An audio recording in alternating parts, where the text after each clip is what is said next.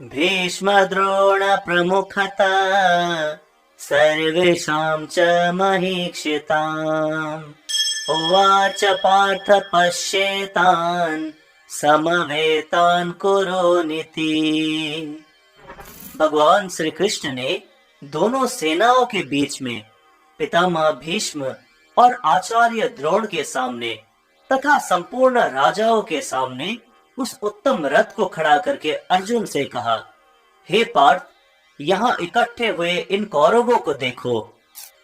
तत्र पश्यत् स्थितान् पार्थ पितॄनथ पितामहान् आचार्यान् मातुलान् भ्रातॄन् पुत्रान् पौत्रान् सखींस्तथा।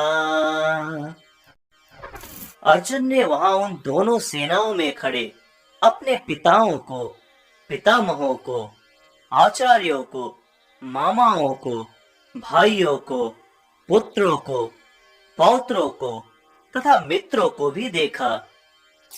स्वसुरान् सुहृदश्चैव सेनयोरुभयोरपि तान् समीक्ष्य स कौन्तेय सर्वान् बन्धून् अवस्थितान्।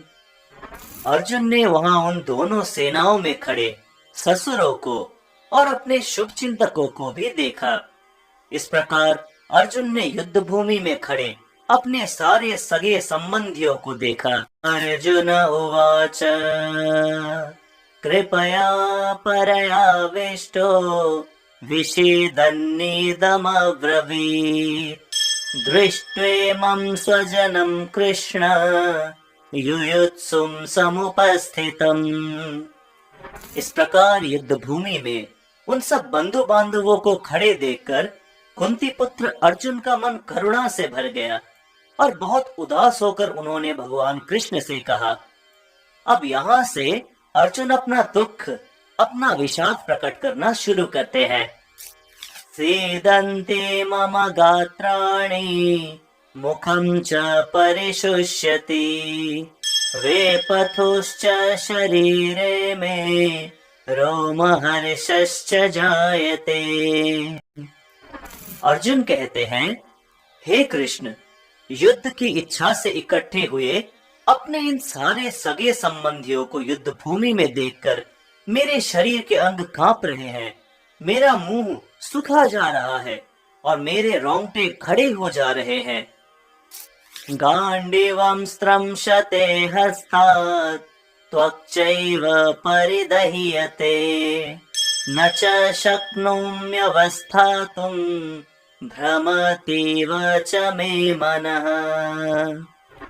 अपनी मनोदशा बताते हुए अर्जुन आगे भगवान से कहते हैं कि मेरे हाथ से मेरा गांडीव धनुष गिर रहा है, मेरी त्वचा जल रही है, मेरा मन भ्रमित सा हो रहा है और मैं खड़े रहने में असमर्थ हूँ। निमित्तानि च पश्यामि विपरीतानि केशव न च श्रेयोनुपश्यामि हत्वा स्वजनमाहवे। हे केशव, मुझे तो केवल अपशकुन ही दिख रहा है। युद्ध में अपने लोगों को मारने में मुझे कोई भलाई नहीं दिखती है। न कांक्षे विजयं कृष्ण न च राज्यं सुखानि च किं नो राज्येन गोविन्द किं भोगैर्जीवितेन वा। हे कृष्ण, मैं न तो विजय चाहता हूँ, न राज्य चाहता हूँ और न सुखों को ही चाहता हूँ। हे गोविंद, हम लोगों को राज्य से क्या लाभ, भोगों से क्या लाभ, अथवा जीने से भी क्या लाभ। येषामर्थे कांक्षितं नो राज्यं भोगः सुखानि च त इमेव स्थिता युद्धे प्राणान् त्यक्त्वा धनानि च। हमें जिनके लिए राज्य, भोग और सुख इन सब की इच्छा है, वे लोग स्वयं ही धन और जीवन की आशा को त्याग कर इस युद्ध में खड़े हैं। आचार्यः पितरः पुत्रास् तथैव च पितामहः मातुलः श्वशुरः पौत्रः शालः सम्बन्धिनस्तथा आचार्यः पितरः पुत्रास्तथैव च पितामहः मातुलः श्वशुरः पौत्रः शालः सम्बन्धिनस्तथा एतान्न हन्तुमिच्छामि घ्नतोऽपि मधुसूदन अपि त्रैलोक्यराज्यस्य हेतुः किं नु मही कृते। हे मधुसूदन, मेरे गुरुजन, पितृगण, पुत्रगण, पितामह, मामा, ससुर, पौत्रगण, साले तथा अन्य जितने भी सगे संबंधी हैं, उन सब के मुझ पर प्रहार करने पर भी मैं इनको मारना नहीं चाहता। और हे मधुसूदन, अगर मुझे तीनों लोकों का राज्य भी मिल जाए तो भी मैं इनको मारना नहीं चाहता। पृथ्वी के लिए मैं तो इनको मारूं ही क्यों। निहत्य धार्तराष्ट्रान् का प्रीति स्यात् जनार्दन पापमेवाश्रयेदस्मान् हत्वेतानाततायिनः। हे जनार्दन, धृतराष्ट्र के पुत्रों और उनके संबंधियों की हत्या करके हमें क्या प्रसन्नता होगी। उन अत्याचारियों को मारकर तो हमें केवल पाप ही लगेगा। तस्मान्नार्हा वयं हन्तुं धार्तराष्ट्रान् स्वबान्धवान् स्वजनं हि कथं हत्वा सुखिनः स्याम माधव। इसीलिए हमारे लिए अपने बंधु बांधवों को और धृतराष्ट्र संबंधियों को मारना उचित नहीं है, क्योंकि हे माधव, अपने ही लोगों को मारकर हम भला कैसे सुखी रह सकते हैं। यद्यप्येते न पश्यन्ति लोभोपहत चेतसः कुलक्षयकृतं दोषं मित्रद्रोहे च पातकम् कथं न ज्ञेयमस्माभिः पापादस्मान् निवर्तितुम् कुलक्षयकृतं दोषं प्रपश्यद्भिर्जनार्दन। वैसे भी लोभ से जिनका मन भरा हुआ है, वह लोग अपने कुल का नाश करने से होने वाले दोष को और मित्रों के साथ शत्रुता करने से होने वाले पाप को नहीं देखते। लेकिन हे जनार्दन, हम लोग तो कुल के नाश से होने वाले पाप को जानते हैं, तो क्या हमें इस पाप से बचने के लिए कोई विचार नहीं करना चाहिए। कुलक्षय प्रणश्यन्ति कुलधर्माः सनातनाः धर्मे नष्टे कुलं कृत्स्नम् अधर्मोऽभिभवत्युत। कुल के नष्ट होने से सनातन धर्म नष्ट हो जाता है और धर्म नष्ट होने पर संपूर्ण कुल पर अधर्म अर्थात पाप हावी हो जाता है। अधर्माभिभवात् कृष्ण प्रदुष्यन्ते कुलस्त्रियः स्त्रीषु दुष्टाशु वार्ष्णेय जायते वर्णसंकरः। हे कृष्ण, अधर्म के अधिक बढ़ जाने से कुल की स्त्रियां दूषित हो जाती है। स्त्रियों के दूषित होने पर वर्ण संकर संतान पैदा हो जाते हैं।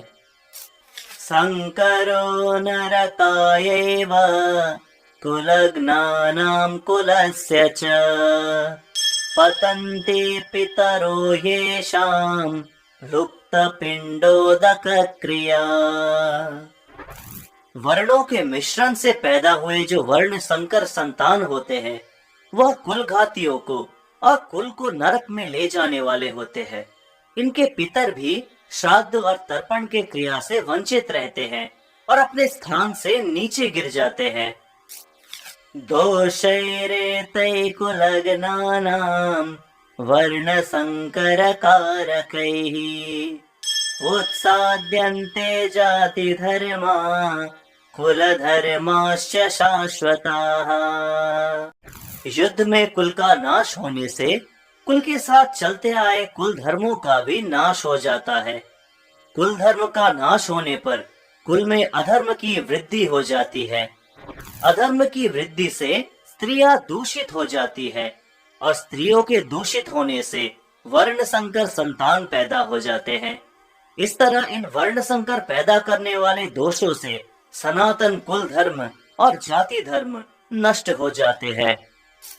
उत्सन्ना कुल धर्माणाम मनुष्याणाम जनार्दन नरके नियतं वासो भवतीत्यनुशुश्रुमा। हे जनार्दन, हमने सुना है कि जिनके यहाँ कुल धर्म नष्ट हो जाता है उन मनुष्यों का सदैव नरक में वास होता है। उत्सन्न कुल धर्माणाम मनुष्याणाम जनार्दन नरके नियतं वासो भवतीत्यनुशुश्रुमा। हे जनार्दन, हमने सुना है कि जिनके यहाँ कुल धर्म नष्ट हो जाता है उन मनुष्यों का सदैव नरक में वास होता है। अहो बत महत् पापम कर्तुं व्यवसिता वयम् यद्राज्य सुख लोभेन हन्तुं स्वजनमुद्यताः।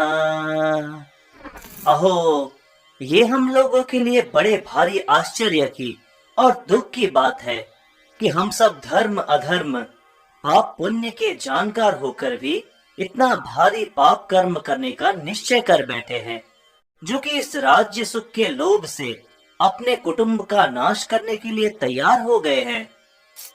यदि माम प्रतीकारम अशस्त्रम शस्त्रपाणयः धार्तराष्ट्रारणे हन्युस् तन्मे क्षेमतरम भवेत्। यदि यह शस्त्रधारी धृतराष्ट्र के पुत्र मुझ निहत थे और युद्ध में प्रतिकार न करने वाले को मार डाले तो भी मेरे लिए ये कल्याणकारक रहेगा।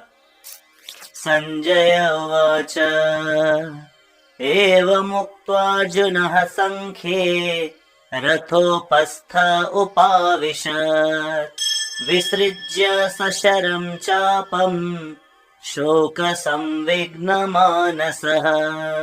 संजय उवाच एवमुक्त्वा अर्जुनः संख्ये रथोपस्थ उपाविशत् विसृज्य सशरं चापं शोक संविघ्नमानसः। संजय ने कहा, ऐसा कहकर शोक से आकुल मनयुक्त अर्जुन ने युद्ध भूमि में अपना धनुष और बाण त्याग करके रथ में जाकर बैठ गए। तो दोस्तों, इसी के साथ हमारा प्रथम अध्याय अर्थात अर्जुन विषाद योग समाप्त होता है। आपको ये वीडियो कैसा लगा हमें कमेंट करके जरूर बताएं और अगर पसंद आया हो तो इसे लाइक करें और अपने दोस्तों और परिवारजनों के साथ जरूर शेयर करें। श्रीमद् भगवद गीता की संपूर्ण सीरीज को सुनने के लिए हमारे चैनल के साथ बने रहे और इसे जरूर सब्सक्राइब करें। तो मिलते हैं अगली वीडियो में। जय श्री कृष्णा।